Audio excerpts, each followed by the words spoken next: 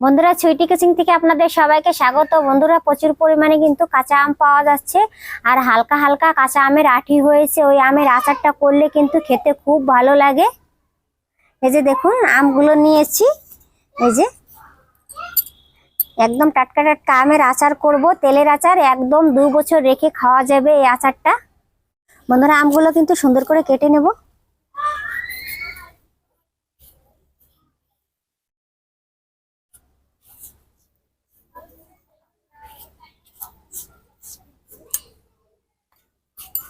ছোকলাটা একটু মোটা করে ফেললাম।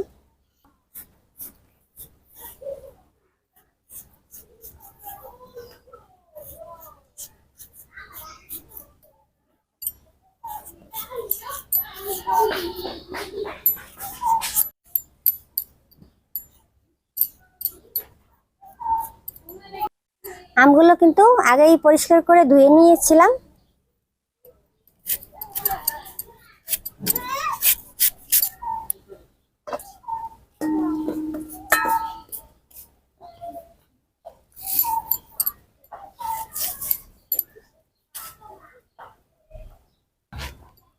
এই যে এইভাবে ছোট ছোট করে কেটে নিয়েছি।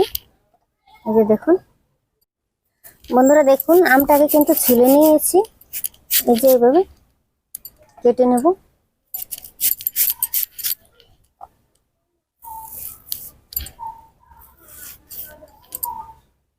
এভাবে ছোট ছোট টুকরো করে তারপরে কিন্তু কাটবো। এভাবে ছোট ছোট করে কেটে নিয়েছি।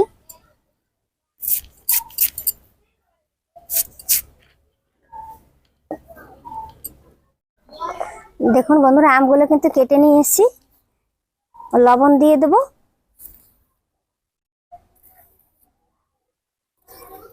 আমি 4 চামচ লবণ দিলাম। এখানে 1 কেজি আম আছে। আমের আচারটা একটু বেশি করে দিলে একদম মনে করবেন কমিয়ে যাবে। এগুলো হাফ কেজি তেল হলেই কিন্তু আচারটা করা হয়ে যাবে।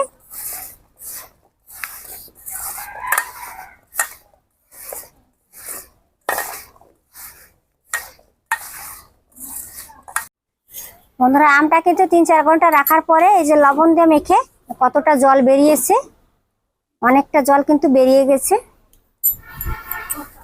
আমটাকে কিন্তু একটা সুতির কাপড়ে জলটা ছেঁকে নিতে হবে।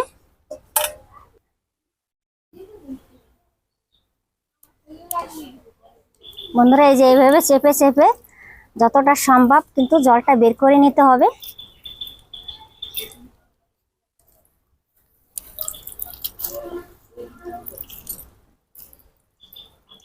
বন্ধুরা, দেখুন কতটা জল বেরিয়েছে, অনেকটা জল বেরিয়ে গিয়েছে।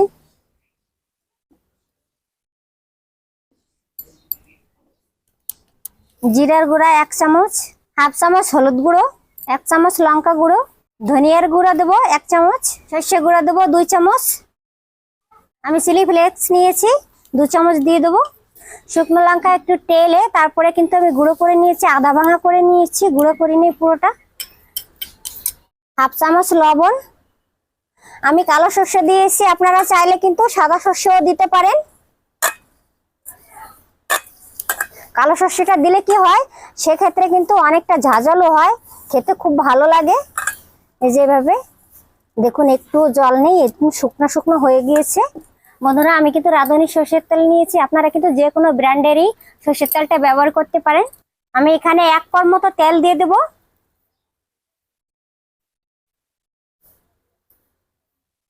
1 চামচ হলুদ দিয়ে দেব। এই হলুদ গুঁড়োটা দিলে পরে কিন্তু আচারের কালারটাও ভালো আসবে। আদা দিলে পরে কিন্তু ছিটকে যাবে না। আর এখানে কিন্তু কিছু পাঁচফোড়ন নিয়েছি আর শুকনো লঙ্কা 3টি। বন্ধুরা, এখানে 1 চামচ আদা দিয়েছি, আদাটা আপনাদের দেখাতে পারিনি, অনেক দুঃখিত। এখানে চিনি দিয়ে দেবো। আর চিনিটা এই অবস্থায় দিলে কি হবে, সেক্ষেত্রে কিন্তু চিনি থেকে অনেকটা জল বের হয়, আচারটা তাহলে নষ্ট হবে না। আমি 5 চামচের মতো চিনি দিয়ে দিলাম। তেলটা অনেকটাই গরম হয়ে গেছিল, তাই নামিয়ে ফেলেছি। এখন বন্ধুরা, এই যে ক্যারামেল হতে কিন্তু শুরু করেছে, এই ক্ষেত্রে কিন্তু নামিয়ে ফেলতে হবে। জলটা টেনে গিয়েছে, চিনি থেকে যে জলটা বেরিয়েছিল এবার ঠান্ডা করে নিবে, ফ্যানের বাতাস দাও, তাহলে ঠান্ডা হয়ে যাবে তাড়াতাড়ি। বন্ধুরা, ফ্যানের বাতাস দিয়ে কিন্তু তেলটা ঠান্ডা করে নিয়েছি। আপনাদের যদি এইভাবে চিনি দিতে সমস্যা হয়, সেই ক্ষেত্রে কিন্তু চিনিটা অন্য কিছুতে গলিয়ে নেবেন। এই যে পাঁচফোড়নটাকে কিন্তু আমি হালকা একটু তেলে তারপরে কিন্তু গুঁড়ো করে নিয়েছি। এই যে নিচে একটু, এই কাঁচের বোরামটা কিন্তু জীবাণুমুক্ত হতে হবে, সেক্ষেত্রে আচারটা কিন্তু অনেক দিন সংগ্রহ করে খাওয়া যাবে, তাহলে ভালো থাকবে। কিছুটা আম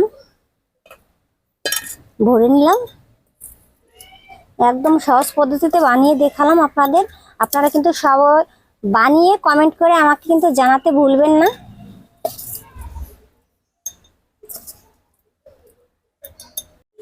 বন্ধুরা, এই যে দেখুন ঠান্ডা করে নিয়েছি, তেলটা একদম দিয়ে দেবো আমের ভিতর। এভাবে কিন্তু আচারের উপরে তেল ভাসতে থাকতে হবে।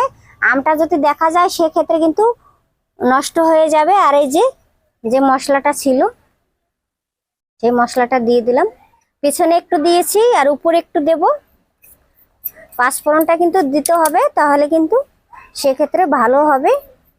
যেভাবে যখন খাবেন তখন কিন্তু এভাবে মিশিয়ে তারপরে খাবেন, খুব ভালো লাগবে বউয়ের সঙ্গে। আমার আচারটা কিন্তু খেতে খুব ভালো লাগে, কত সুন্দর লাগছে, কালারটা দারুণ দেখতে হয়েছে।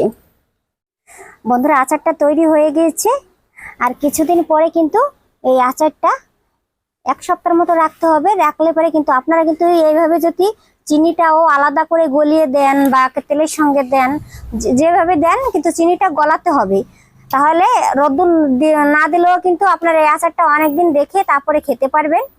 আর একটু রোদ্দুরে দিলে কিন্তু সেক্ষেত্রে একটু ভালো হয়, যদি রোদ্দুর থাকে সেক্ষেত্রে দিবেন, আর যদি না থাকে তাহলে সমস্যা নাই। এই যেভাবে আচারটা তৈরি করে বোরামটা এভাবে আটকিয়ে রেখে দেবেন, ব্যাস অনেকদিন রেখে খেতে পারবেন, খুব ভালো লাগবে।